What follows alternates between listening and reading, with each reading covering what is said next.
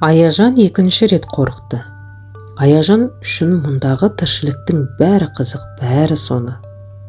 Ол сиыр сауып жатқан Меруерт апайдың қасына келді. Үңіліп қарап тұр. Екі көз сиырдың желінінде. Сызаттап құйылған аппақ сүт сауа берсе толассыз шыға беретін тәрізді. Апа, бұл сүт қайдан шығып жатыр? Мына желінді көрдің бе, содан шығып жатыр. Оны онда кім құйып қойған? Аяжанның бұл сұрағына Меруерт апай ғана емес, қасында тұрған кішкентай Зәуре де күліп жіберді.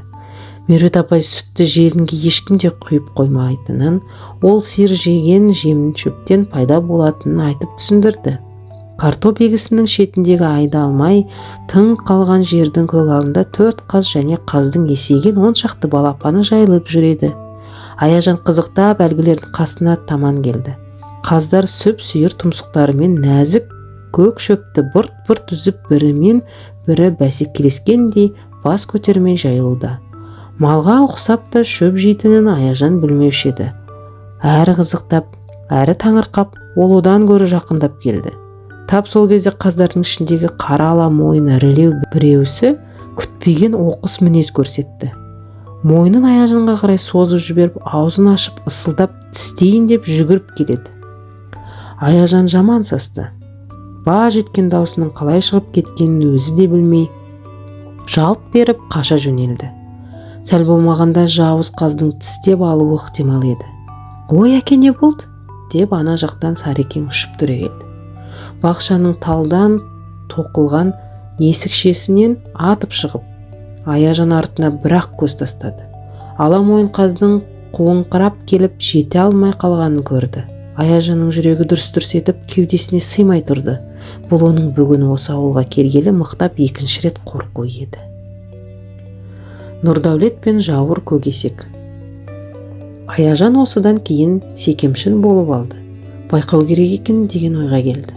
Байқамаса оған бұл араның мал, құс, иті түгелдей жаулық ойлайтын түрі бар. Қызыл сиыр анау, қаз мынау, екеуі оны мықтап екі рет шошытты. Жауыр көкесек көшеден митің басып бейсауат өтіп барады. Аяжан бұрыштан баспағып қарады да тұрды. Көкесек бұны сезіп қойды. Тоқтады да Аяжанға жатсынған көзбен үлкен басын жайлап бұрып қарады. Содан соң құйрық жалын, құлағын тікіретіп, аузын арандай ашып ақырмасы бар ма кеп? Даусы мұндай ащы, мұндай қорқынышты болар ма? Тіпті жер дірілдеп, үйлердің қабырғасы солқылдап кеткендей болды. Аяжан зытқан бойда келіп Сарекеңнің қойнына бірақ қойып кетті. «Ей, әке шыбыным, ол жаман есек қой, тимейді.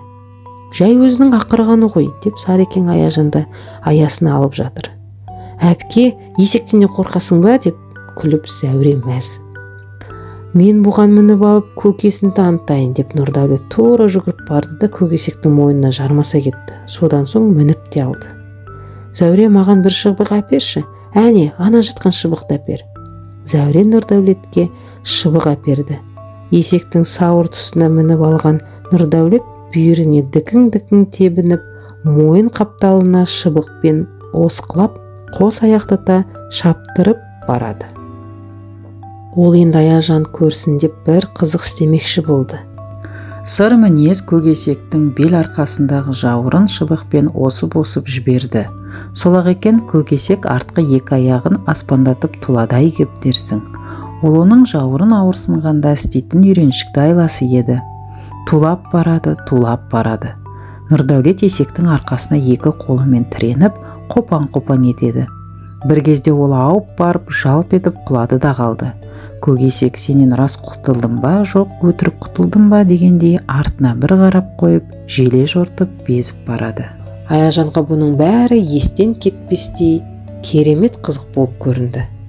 Мұндай қызық тіпті циркте де бола қоймас. Әлгіндегі қорқыныш жайында қалды. Ол шек-сілесі қатып, рахатқа батып күліп жатыр.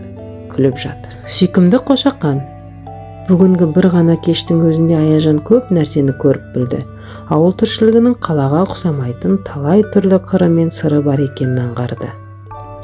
Мұндағы мал мен құстан оның запы болып қалған соншалық, тіпті Сарекеңнің аулаға кіріп келе жатқан қозылы қойларын көріп те пер бұрып жөнелді.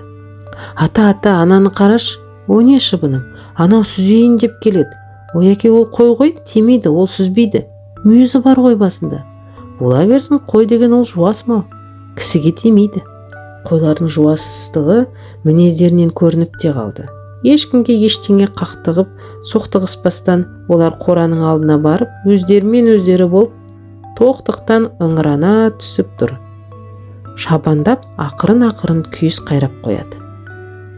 Кенже туған бүп-бұра қара қошақан енесінің ар жағына бір шығып, бер жағына бір шығып емдеді. Қарны ашқандықтан емес, еркелеп еметін тәрізді.